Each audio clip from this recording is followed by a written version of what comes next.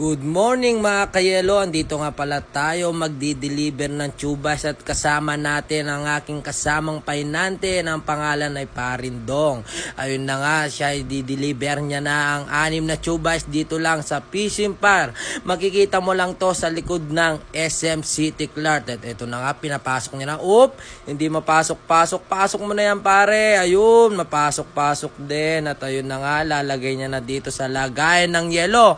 Mga kayelo natin, ayun, tinitignan niya pa kung kakasya ba yung 6. And then ayun na, nilagay niya na, ikakamada ng maayos yan. Parang ayos din ang yelo namin mga kayelo.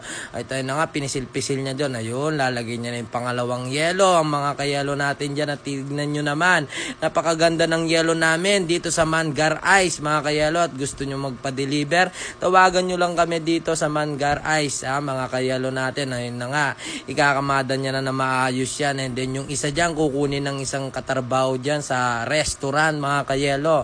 Ayun na nga, last na lang yata. Okay na ang mga tin-deliver dito sa SM City Clark mga kayelo. At yun lang, thank you.